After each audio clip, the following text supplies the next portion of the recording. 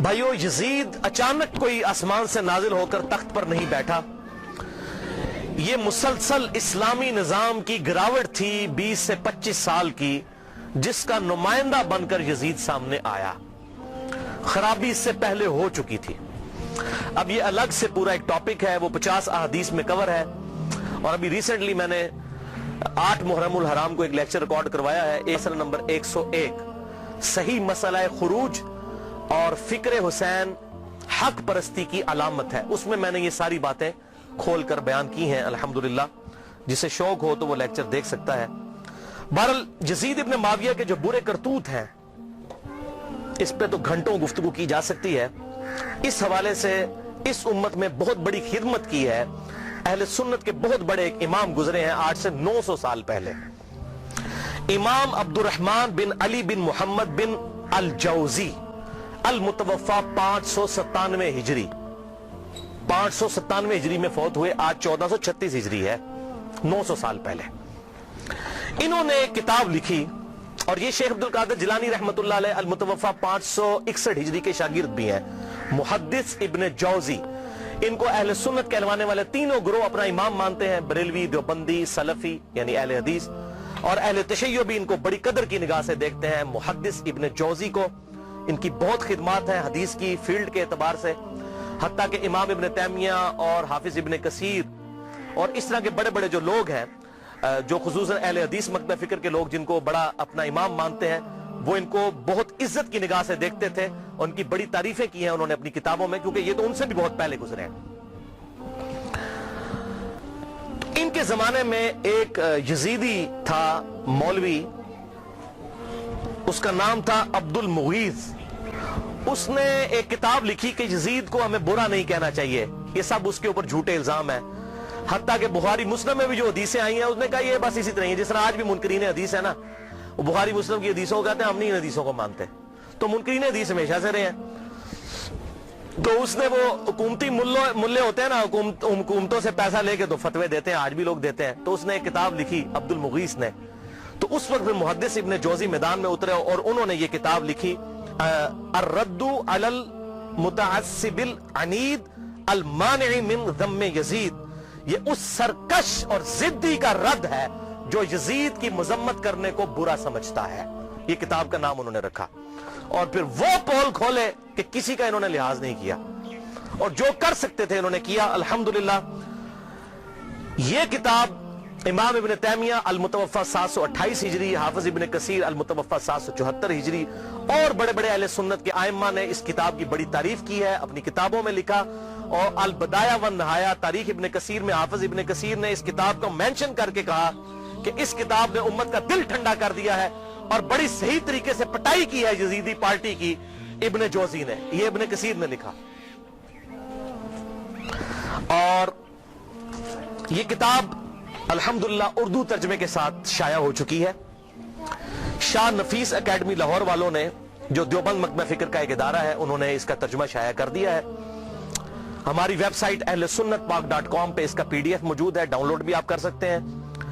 Total یہ 80 صفحات پر مشتمل ہے کتاب. ٹوٹل 160 ہے اس کے صفحات، 80 صفحات اس مترجم نے اپنے کومنٹس کیے ہیں، اور 80 صفحات پہ اس کا کتاب کا ترجمہ ہے. ماشاءاللہ انہوں نے حق کھول کر بیان کیا ہے. ائمہ اہل سنت کی رائے کیا تھی یزید کے بارے میں. حیران کن بات ہے کہ دنیا کی کسی حدیث کی کتاب میں یزید سے ایک حدیث بھی روایت نہیں ہے. حضرت ابو بکر کے بیٹوں کی حدیثیں بخاری اور مسلم میں ہیں، حضرت عمر کے بیٹوں کی حدیثیں بخاری اور مسلم میں ہیں، حضرت علی کے بیٹوں کی حدیثیں بخاری اور مسلم میں ہیں. لیکن یزید کی کوئی روایت دنیا کی کسی کتاب میں موجود نہیں ہے. حالانکہ ان کے بھی والد حضرت امیر معاویہ رضی اللہ تعالیٰ عنہ 40 سال تک مسلمانوں کے حکمران رہے ہیں، 20 سال تک گورنر، اور پھر 20 سال بعد صلح حسن کے بعد حکومت سنبھالی. لیکن کسی نے ان کے بیٹے سے حدیث نہیں لی، کیونکہ مجروح راوی تھا. تو یہ سارے اقوال محدثین کے انہوں نے جمع کیے. اور محدث جو ہوتے ہیں نا، وہ بالکل نیوٹرل لوگ ہوتے ہیں. وہ حکومتی ملا نہیں ہوتے ہیں کہ پیسے لے کے فتوے دیں. محدث تو حق بات کرتا ہے. جو مجروح راوی ہے وہ مجروح ہے. حتیٰ کہ آپ بخاری اور مسلم میں یہاں تک حضرت علی کے بیٹوں کی، حضرت علی کے پوتوں کی، ان کے پڑپوتوں تک کی حدیثیں موجود ہیں بخاری اور مسلم کے اندر. امام باقر کی حدیث ہے، امام جعفر کی حدیث ہے، امام موسیٰ کاظم کی حدیث ہے، امام علی رضا کی حدیث ہے، امام زین العابدین کی حدیث ہے، یہ اہل سنت کے ہاں آپ کو ملیں گی. لیکن یزید کی کوئی حدیث نہیں آپ کو اہل سنت کی کسی کتاب میں نہیں ملے گی. حالانکہ وہ اس کے باپ صحابی ہیں، 40 سال تک مسلمانوں کے حکمران رہے، ڈومیننٹ پرسنالٹی رہے. کوئی ایک روایتی محدث لے لیتا نا کہ 40 سال میں اپنے باپ سے کچھ سیکھا ہوگا انہوں نے، کوئی نہیں. کیونکہ وہ کہتے تھے یہ ظالم شخص ہے، یہ اس قابل ہی نہیں کہ اس سے حدیث لی جائے. وہ احمد بن حنبل کا قول میں انشاءاللہ بیان بھی کر دوں گا اس میں. تو بہرحال یہ کتاب پی ڈی ایف فارم میں اگر کسی کو چاہیے ہو تو مجھے ای میل کر سکتے ہیں mirza_95@yahoo.com پہ، میں آپ کو یہ بھجوا بھی سکتا ہوں. بھائیو، آپ صلی اللہ علیہ وسلم کی وفات کے 50 سال کے بعد 60 ہجری میں حضرت امیر معاویہ رضی اللہ تعالیٰ عنہ فوت ہوئے، اور جاتے جاتے انہوں نے اپنی زندگی میں ہی مرنے سے 4 سال پہلے ہی اپنے بیٹے یزید کے لیے بیعت لینا شروع کر دی. صحیح بخاری میں آتا ہے کہ صحابہ اکرام سخت خلاف تھے کہ آپ یہ کیا کرنے جا رہے ہیں، امت کو کس ڈگر پہ چلا کر جا رہے ہیں، لیکن تلوار کے زور پر اپنے بیٹے کی بیعت لی. صحیح بخاری میں موجود ہے. یہ کہتے ہیں جی بیعت کر لی تھی، گن پوائنٹ پہ بیعت کی، تو بیعت تو دل ہی ماننے کا نام ہے. اور میں حضرت عمر کا فتویٰ بھی اینڈ پہ بتاؤں گا صحیح بخاری سے کہ جو تلوار کے زور پر بیعت ہو اس کو حضرت عمر کہتے ہیں یہ بیعت ہی نہیں ہے. تو صحابہ کرام نے مخالفت کی، لیکن وہ جو معاملہ ہونا تھا وہ ہوا. وہ میں نے مسئلہ نمبر 101 میں ڈیٹیل کے ساتھ بیان کیا. آج ٹاپک کو میں چھیڑوں گا نہیں کیونکہ آلریڈی میں اس کو ایڈریس کر چکا ہوں. بہرحال اس حوالے سے صحیح بخاری میں انٹرنیشنل نمبر کے مطابق 120 نمبر حدیث ہے. حضرت ابو ہریرہ کہتے ہیں میں نے حضور صلی اللہ علیہ وسلم سے 2 پیالے لیے، ایک میں نے تمہارے سامنے ظاہر کر دیا، یعنی یہ جو شریعت کا علم ہے، حدیثیں میں نے بیان کر دی، اور دوسرا پیالہ ایسا ہے اگر میں تمہیں بتاؤں تو تم میری شہرت کاٹ دو. ایسی باتیں مجھے حضور نے بتائی ہیں. وہ کیا باتیں تھی؟ وہ صحیح بخاری کے اندر ہی انٹرنیشنل نمبر کے مطابق 3605 نمبر حدیث ہے. حضرت ابو ہریرہ کہتے ہیں کہ مجھے حضور صلی اللہ علیہ وسلم نے بنو قریش، بنو امیہ کے لونڈوں کے، ان لڑکوں کے نام بتائے ہیں، ان کے ماں باپ اور قبیلوں کے نام تک بتا دیے ہیں جن کے ہاتھوں اس امت کی تباہی ہونے والی ہے. اور میں چاہوں تو ان کے نام، ان کے ماں باپ کے نام بھی بتا سکتا ہوں. جیسے حضرت حذیفہ ابن یمان کو حضور صلی اللہ علیہ وسلم نے منافقین کے نام بتائے تھے، حضرت ابو ہریرہ کو ان لوگوں کے نام بتا دیے تھے جن کے ہاتھوں امت کی تباہی ہونے والی تھی، بنو امیہ کے وہ لڑکے. حتیٰ کہ اسی حدیث کے تحت فتح الباری میں امام ابن حجر اسقلانی رحمہ اللہ المتوفی 852 ہجری وہ لکھتے ہیں، اور بڑی انہوں نے اسناد مختلف کتابوں سے، المصنف ابن ابی شیبہ سے، باقی کتابوں سے جمع کی کہ حضرت ابو ہریرہ یہ دعا کیا کرتے تھے، اے اللہ مجھے 60 ہجری تک باقی نہ رکھنا اور لڑکوں کی حکومت سے پہلے موت دینا.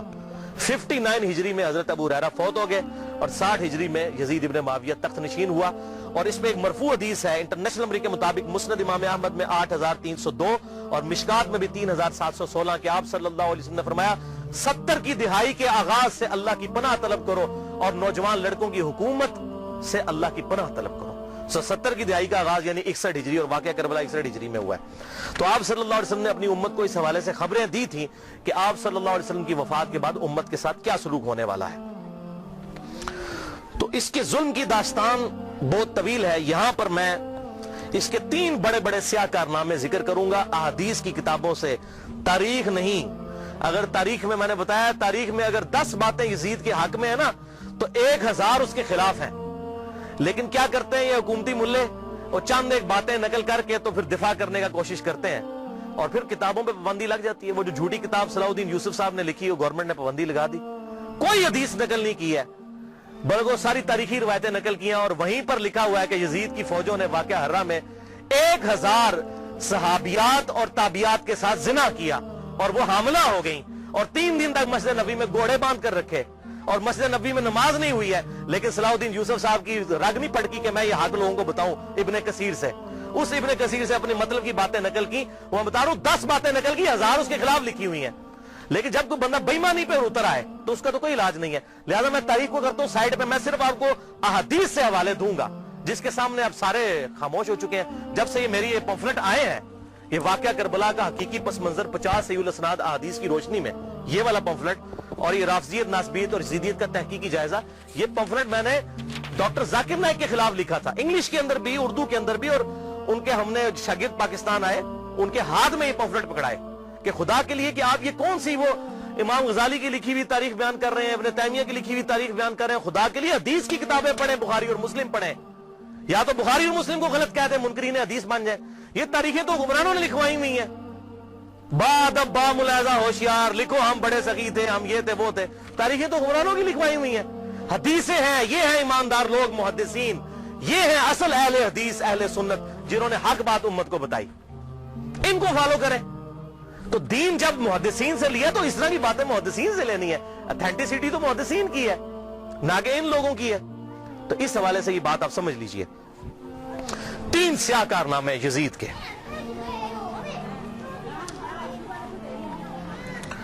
پہلا سیاہ کارنامہ 61 ہجری میں آپ صلی اللہ علیہ وسلم کی وفات کے بعد 50 سال کے بعد عبید اللہ ابن زیاد کو گورنر لگا کر اس کے ذریعے سیدنا حسین ابن علی رضی اللہ تعالی عنہ کو شہید کروایا. 18 اہل بیت میں سے اور 54 لوگ دوسرے شہید ہوئے واقعہ کربلا کے دوران. ٹوٹل 72 لوگ.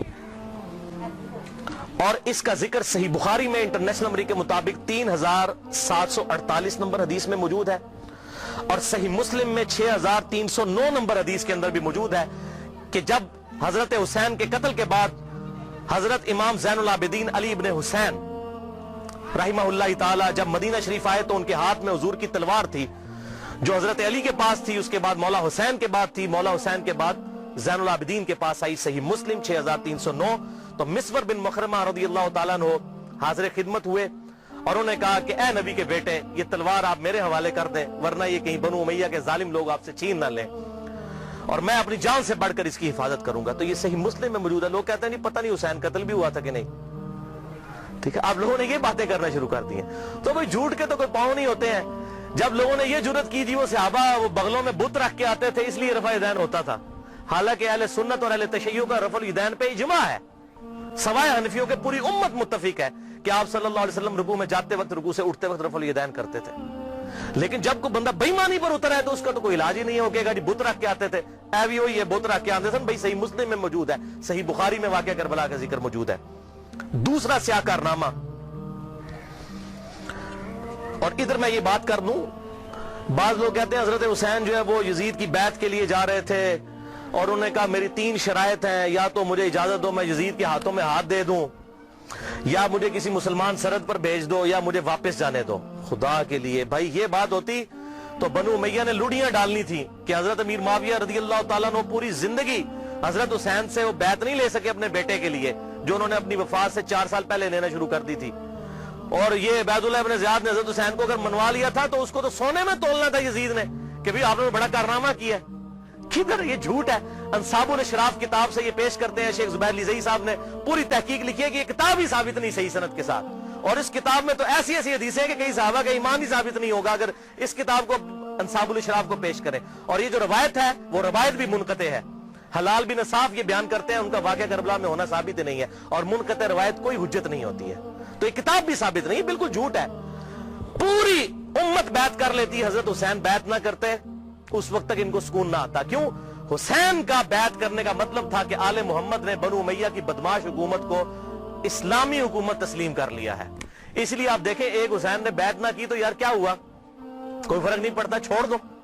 حضرت سعد ابن عبادہ نے بخاری مسلم میں آتا ہے کہ حضرت ابوبکر و عمر کی بیعت نہیں کی تو کیا حضرت ابوبکر نے ان کو قتل کروا دیا تھا؟ نہیں. 6 مہینے تک حضرت علی نے بھی بیعت نہیں کی, بخاری اور مسلم میں آتا ہے, کیا قتل کروا دیا؟ تو یہ بات کرنا بڑا آسان ہوتا ہے, ایسے معاملات ہوتے نہیں ہیں. حق بات وہی ہے جو کتابوں کے اندر لکھی ہے, باقی لوگ جتنی باتیں کرتے رہے وہ سب جھوٹی کہانیاں ہوتی ہیں. تو یہ دوسرا سیاہ کارنامہ یہ تھا کہ جب حضرت حسین کو شہید کیا گیا تو ظاہر امت میں کوہرام مچ گیا. تو جن لوگوں نے تلوار کے زور پر بیعت کی ہوئی تھی, دبے ہوئے تھے, وہ بھی میدان میں اترے. انہوں نے کہا کہ ہم یزید ابن معاویہ کی بیعت توڑ کے اس کو پھینک دیتے ہیں. سب سے پہلے اہل مدینہ نے بغاوت کی, اور صحیح مسلم میں کتاب الامارہ چیپٹر میں موجود ہے یہ چیز, امارت کے بیان والے چیپٹر میں صحیح مسلم کے اندر. اور جب بیعت توڑی تو ظاہر ہے کہ پھر یزید کو غصہ آیا, اس نے پھر فوج اپنی بھجوائی اور اس نے اہل مدینہ کے اوپر جو ہے وہ چڑھائی کر دی. 3 دن تک مدینہ تو رسول کو حلال ٹھہرا لیا کہ وہ حضرت عثمان غنی رضی اللہ تعالیٰ عنہ جنہوں نے شہادت گوارا کر لی, لیکن مدینے میں اپنے دفاع میں تلوار نہیں اٹھنے دی کہ مدینہ تو رسول میں میری وجہ سے خون نہ گرے. اس یزید ظالم شخص نے مدینے پر حملہ کروایا اور قتل عام مسلمانوں کا کروایا. صحیح بخاری میں کتنی حدیثیں ہیں میں ان کے حوالے دے دیتا ہوں. صحیح بخاری میں 2604, 2959, 4024, 4906 یہ صحیح بخاری میں ہے. صحابہ کا قتل عام کروایا. یہ کہتے ہیں صحابہ کے گستاخ, اور جنہاں دے چمچے ہونے سب تو بڑے گستاخ او جے صحابہ دے جنہاں نے صحابہ نو قتل کیتا جے. گالی دینا تے چھوٹا جرم ہے, قتل کروانا بڑا جرم ہے. اور گالی بھی میں نے بتا دیا انہوں نے شروع کروائی ہوئی ہے. یہ ساری بدعتیں بنو امیہ کی شروع کی ہوئی ہیں, ممبروں پر حضرت علی پر لعنت کرنا اور صحابہ کو قتل کرنا. اور صحیح مسلم میں 3339, 3319, 3323 سے لے کر 3333 تک یہ 15-20 احادیث ہیں جن کا لب لباب یہ ہے کہ آپ صلی اللہ علیہ وسلم نے ارشاد فرمایا جس نے اہل مدینہ کو ڈرایا, اہل مدینہ کو دھمکایا یا مدینہ میں بدعت کو جاری کیا, مدینے والوں پر ظلم کیا, اس پر اللہ کی لعنت, اللہ کے فرشتوں کی لعنت اور تمام لعنت کرنے والوں کی لعنت. کہتے ہیں یزید پر لعنت نہ کریں. ہم کسی کلمہ گو اہل قبلہ کے اوپر لعنت کے قائل نہیں ہیں.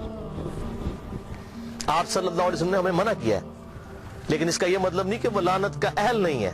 لعنت خود بخود ہو جائے گی. قرآن میں آیا لعنت اللہ علی الکاذبین, جھوٹوں پر اللہ کی لعنت. آپ میرے سامنے واضح جھوٹ بولیں, میں آپ کو لعنتی پھر بھی نہیں کہہ سکتا, حالانکہ آپ لعنت کے مستحق ہو رہے ہوں گے. جھوٹ بول کے خود بخود مستحق ہوں گے لعنت کے. اسی طریقے سے سورہ محمد کی آیت نمبر 22 اور 23 میں آتا ہے جو لوگ فساد فی الارض کرتے ہیں, زمین میں قتل نہ حق کرتے ہیں, ان پر اللہ تعالیٰ کی لعنت ہوتی ہے. تو قرآن میں لعنت آئی ہے ظالموں کے اوپر, تو ہمیں تو بھیجنے کی ضرورت ہی نہیں. خود بخود جسے فٹ اسے گفٹ, جو ایسا کام کرے گا وہ خود لعنت کا مستحق ہو جائے گا. ہم کیوں لعنت بھیجیں, وہ خود بخود لعنت کے مستحق ہو گیا. وَلِعَاذُ بِاللَّهِ تعالی. اور اسی واقعہ, اس کو واقعہ حرہ کہتے ہیں, جس میں اہل مدینہ کو لوٹا گیا. اور یہاں تک کہ حافظ ابن کثیر جو آخری درجے تک اہل شام کا دفاع کرتے ہیں, لیکن یہاں پر وہ بھی تڑپ اٹھے اور انہوں نے کہا کہ یہ یزید نے جو ظلم ڈھایا, 1000 صحابیات اور تابعیات بغیر شادی کے حاملہ ٹھہری, زنا کیا یزید کی فوجوں نے. 3 دن تک مسجد نبوی میں گھوڑے باندھے وہاں پر پیشاب کرتے رہے اور مسجد نبوی میں نماز نہیں ہوئی. اور حتیٰ کہ پھر حافظ ابن کثیر تڑپ اٹھے جب مختار سخوی نے 22,000 قاتلین حسین کو ایک ایک لسٹ بنا کر قتل کیا, تو ابن کثیر کہتے ہیں کہ اس نے مسلمانوں کے دل ٹھنڈے کر دیے. ایک تو توابون کھڑے ہوئے 4000 کے قریب, لیکن وہ عبید اللہ ابن زیاد کا مقابلہ نہیں کر سکے. بعد میں مختار سخوی نے جس طریقے سے ان کو قتل کیا جو حضرت حسین کے خلاف کھڑے ہوئے تھے, اور آپ دیکھیں اس کا سرغنہ کون تھا, عمر ابن سعد ابن ابی وقاص, جنتی صحابی کا بیٹا. حضرت نوح علیہ السلام پیغمبر سے بیٹا کیا نکلا, کافر. کہتے نہیں صحابہ کی اولاد, او بھئی نبی کی اولاد سے بڑھ کر کون ہو سکتا ہے, حضرت نوح کا بیٹا کافر. تو اس کی وجہ سے حضرت نوح کو تو کوئی لعن طعن نہیں کر سکتا. اسی طریقے سے عمر ابن سعد ابن ابی وقاص جنتی صحابی ہیں. ایک مجلس میں جن 10 صحابہ کو بشارت ملی ان میں یہ بھی شامل ہے, اور آخری وقت تک یہ حق کی آواز بلند کرتے رہے الحمدللہ. اب سعد ابن ابی وقاص میں صرف بیان کروں کس طرح وہ حضرت علی کے فضائل امیر معاویہ کے دور میں بیان کرتے تھے اور ڈنکے کی چوٹ پہ کرتے تھے, اور جو لوگ حضرت علی پر لعنت کرتے تھے ان کے وہ خلاف کھڑے ہوتے تھے. یہ پورا ایک ٹاپک ہے بخاری اور مسلم کے اندر, جو کبھی ٹائم ملا تو میں انشاءاللہ بیان کروں گا. لیکن بیٹا آگے دیکھیں کیا نکلا. اسی واقعہ حرہ پر امام احمد بن حنبل رحمۃ اللہ علیہ کا قول صحیح سند کے ساتھ اسی ابن جوزی کی کتاب میں موجود ہے, صفحہ نمبر 40 پہ, جو عربی میں نسخہ ہے, اردو میں آپ کو مل جائے گا. یہ امام احمد بن حنبل سے ان کے شاگرد نے پوچھا یزید ابن معاویہ کے بارے میں کہ کیا آپ یزید ابن معاویہ کے بارے میں آپ کا کیا خیال ہے. یہ اب میں آپ کو بتانے لگوں کہ اہل حدیث کا کیا موقف تھا.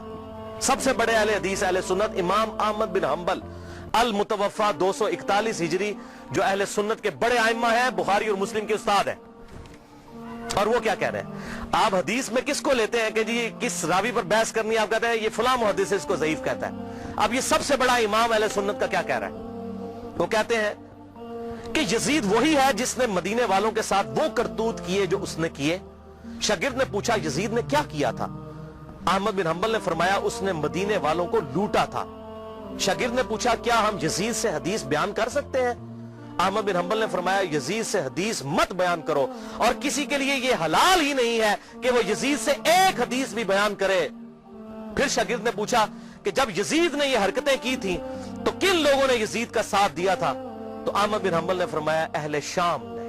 یہ شامیوں نے یہ غلط کام کیا تھا جو یزید کے ساتھ مل کر اہل بیت کے ساتھ اور اہل مدینہ کے ساتھ ظلم ان پر ڈھایا تھا. یہ دوسرا کارنامہ.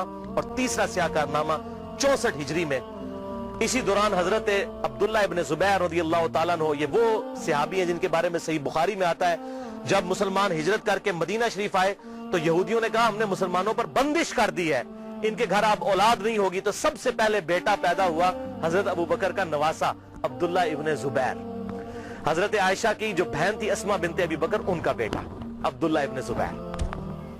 اور حضور نے اپنے مبارک ہاتھوں سے ان کو گٹی دی تھی کھجور چبا کر، صحیح بخاری میں آتا ہے. یہ وہ ہیں عبداللہ ابن زبیر صحابی. یہ بھی حضرت حسین کی طرح جن چند بڑے لوگوں نے بیعت نہیں کی.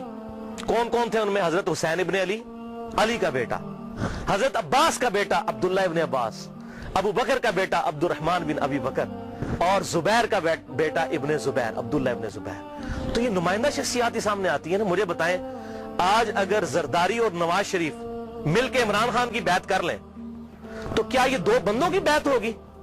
پوری پارٹی کی. یا عمران خان اور زرداری مل کے نواز شریف کی کر لیں، یا عمران خان اور نواز شریف مل کے زرداری کی بیعت کر لیں تو کیا یہ دو بندوں کی بیعت ہوگی؟ پوری پارٹی کی. وہ کہتے ہیں نہیں سب نے بیعت کر لی تھی. اور بھائی نمائندہ شخصیات تو امت کی یہی تھی نا، باقی تو سارے بیچارے اسی طرح ہوتے ہیں. حسین تے نہیں روزانہ ماما جمنیاں، حسین بننا سوکھا ہے. آپ نے بخاری میں حضرت ابو ہریرہ کا قول سن لیا کہ وہ کہتے ہیں مجھے ڈر ہے میں ان لوگوں کے نام بتاؤں تو مجھے قتل کر دو. تو انہوں نے اپنی جان بچائی.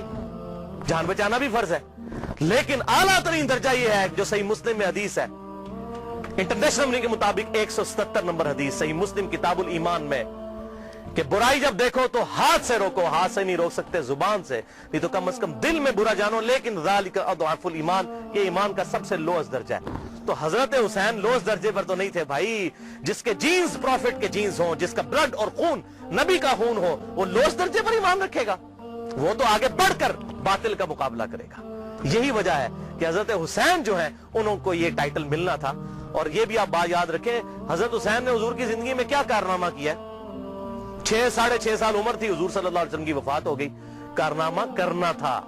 اسلام تقوی کی بنیاد پہ کسی کو ٹائٹل دیتا ہے، ان اکرمکم عند اللہ اتقاکم. حضرت حسین نے کون سا کارنامہ کیا تھا؟ کارنامہ بھائی کرنا تھا. جنتی نوجوانوں کا ٹائٹل اس لیے ملا کہ انہوں نے وہ کام کرنا تھا کہ جب امت سو چکی ہوئی تھی انہوں نے امت کو جگایا. اور ایسی بھی امت جاگی کہ آج تک جب بھی کہیں پر ظلم ہوتا ہے حسین کی مثال پیش کی جاتی ہے. لوگ کہتے ہیں کیا ہوا جی، حسین کے ساتھ بھی تو 72 لوگ تھے نا. اگر ہم تھوڑے ہیں، سورہ نحل میں آیا کہ ابراہیم علیہ السلام اکیلے ہی پوری امت ہے. حق تھوڑا ہو، حق حق ہے، باطل باطل ہے، چاہے وہ کثرت میں کتنا ہی زیادہ ہو. ٹھیک ہے، تو یہ بات آپ سمجھیے اس حوالے سے. تو عبداللہ ابن زبیر نے بھی بغاوت کی. انہوں نے حجاز، مکہ، مدینہ اور پورے ایریے پر انہوں نے اپنی خلافت قائم کر لی اور یزید صرف شام تک رہ گیا. تو پھر یزید نے عبداللہ ابن زبیر رضی اللہ تعالیٰ عنہ کو قتل کرنے کے لیے اور ان کی حکومت کو ختم کرنے کے لیے جو خلافت تھی، اپنے گورنروں کو بھیجا، سپہ سالاروں کو بھیجا. 64 ہجری کا یہ واقعہ ہے. اور یہ صحیح مسلم میں انٹرنیشنل نمبر کے مطابق 3245 صحیح مسلم 3245 نمبر حدیث ہے کہ ابن زبیر پر جب حملہ کیا اس دوران خانہ کعبہ کو منجنیق سے پتھراؤ کیا گیا، غلاف کعبہ بھی جل گیا. 3245 صحیح مسلم. یہ کرتوت ہے. کہتے ہیں جی وہ تو یہ تھے جنتی تھے. وہ بھی میں مول کھولنا کہڑے پاس جنتی سی ہو.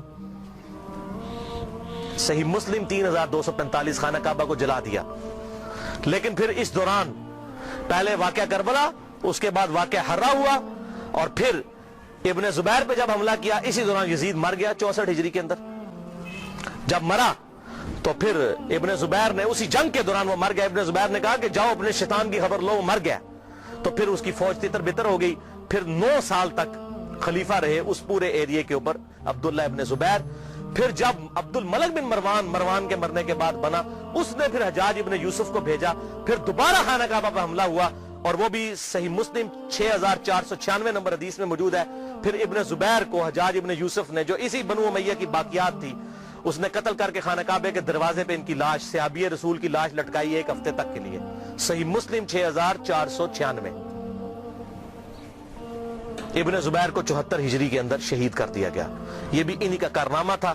اب یہاں پر میں کسی محدث کا فتویٰ، کسی محقق کا فتویٰ، کسی حکومتی ملے کا فتویٰ، کسی روزی روٹی چلانے والا دین سے اس کا فتویٰ نہیں، امیر المؤمنین سیدنا عمر ابن خطاب رضی اللہ تعالیٰ عنہ کا فتویٰ صحیح بخاری سے پیش کرنے لگا ہوں۔